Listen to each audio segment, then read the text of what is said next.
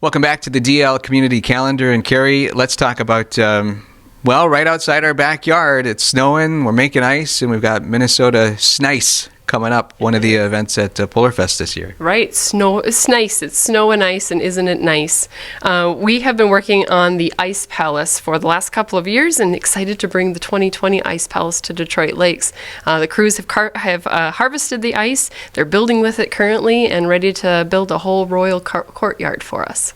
And it is a lot of work to make an ice palace. So, briefly tell me, what goes into making an ice palace? Let's start with a year of meetings to plan, because this just doesn't happen overnight. Then in January, harvesting 1,000 blocks of ice, and they're over 400 pounds apiece. This year they were a little lighter because our ice conditions aren't great, but we really had to prep the ice. So back before Christmas time, they were snow blowing the ice to make sure that we had good clear ice. And then in January, harvested it. And now for about 3 weeks, building the ice palace. It takes crews an 8-hour day, 7 days a week for about 3 weeks, and they are building a whole royal courtyard. And then, of course, lots and lots and lots of carving on it. So the embellishments, the lights, all of that work just takes a ton of man hours. And where does that artistic talent come from to learn how to carve a block of ice? Well, we are really lucky here in Detroit Lakes. We have talented artists, and you just got to knock on the door and find them. Hans Gilsdorf has been designing the palace and some of the accoutrements that come along with the courtyard. But we also have a champion ice carver, Eric Rotter, in town, and he's been teaching all of us how you use those tools and skills and how you do fancy things with ice. And this is one of those events, and the Ice Palace certainly one of those spectacles that really puts Detroit Lakes and the Lakes area on the map. I know Explore Minnesota has featured the Ice Palace in past years in a lot of their advertising. What about the Ice Palace really makes it special in our area? I think it's all by volunteer. I think that's a big thing. It takes, we've used this tag by the community for the community, and that really does speak to, it's a labor of love for the whole community. And what makes it special, I think, is that people really feel invested in it. We have a lot of volunteer hours, not only in building and planning, but we have palace protectors that come out, and you spend 2 hours and you get to talk to the community who's out to see it. And last time I volunteered, I don't think I talked to a local. They were all tourists, which is exciting to see tourists in February here in Detroit Lakes. So if you're looking at going to take a visit of the Ice Palace or any of the events that are part of Polar Fest, where do you find information? What do you need to know? Sure. Check out the website, iceharvestdl.org. It's also got links to lots of video. We've got a live YouTube feed. We've got a really active Facebook post that you can find information on that page. But check out iceharvestdl.org. And then there's a calendar of events. We have tons of events, so it's not only the palace. We have a grand lighting on February 6th. We have got a fire circus coming on February 8th. So performers coming who work with fire batons and more. It's going to be just fabulous on February 8th. And then along with Polar Fest, we've got fireworks on that second weekend. The list goes on.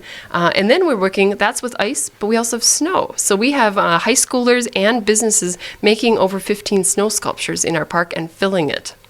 Wow.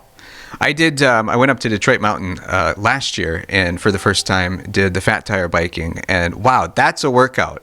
Yes, and snow is going to be very exciting to be able to experience. And Polar Fest, in fact, you can try the Fat Tire bikes right in the park. So it's going to be fun to get people out and about. And we really want people to get into the mood of embracing winter. We live here. We might as well enjoy it. So come on out, enjoy the ice and snow creations that we have. And there's always something new and a few surprises this year that I can't tell you about yet. Yeah, looking forward to it. More great events coming up on the DL Community Calendar.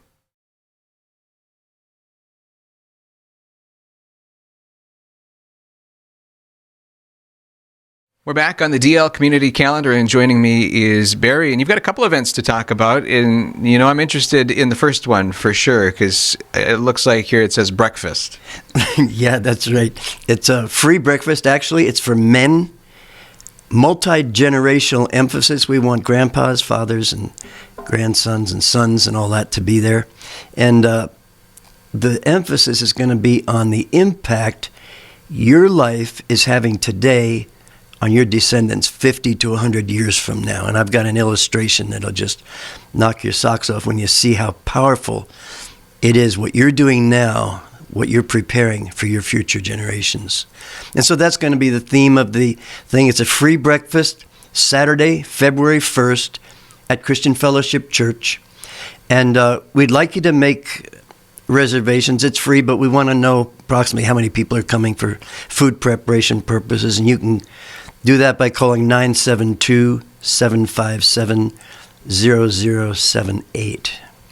And let's talk about these daily devotionals that you've been doing. You've been doing this for at least the past year, maybe year and a half, haven't you? And we're back to fire in February.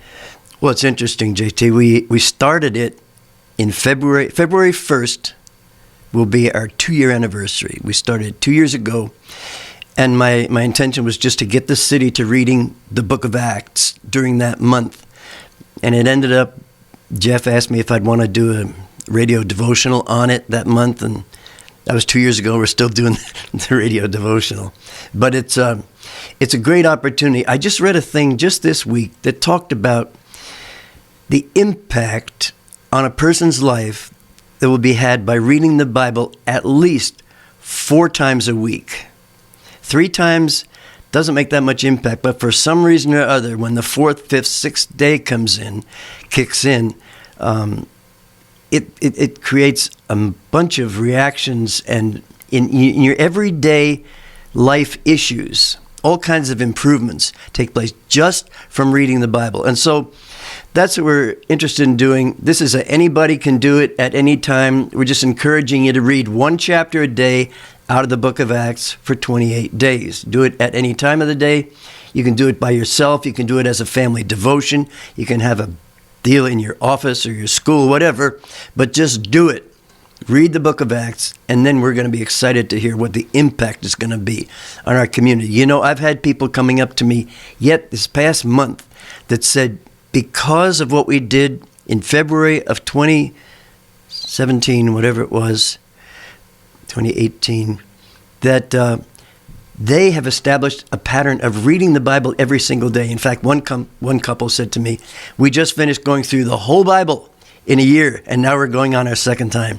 And that's what this is all about, just to get people to read the Bible, because when you do, it changes you, and when you're changed, you changed your environment. Yeah, and if you're looking for more information specifically on Fire in February, is there any places to go for resources? Not really. Just open up the Bible. That's it. Or listen to KDLM, and you can hear your daily devotionals. Right, that's right. We'll be doing it every day. We'll follow along with that daily devotion on the radio each day, covering that particular chapter. That's correct. All right. Well, Barry, I appreciate all that you do in our community to help enlighten people and get God's word into the community. So thank you very much. Well, thank you very much, JT. I appreciate your audience and this community. We got a great community. It's going to become better as we become a beacon of righteousness.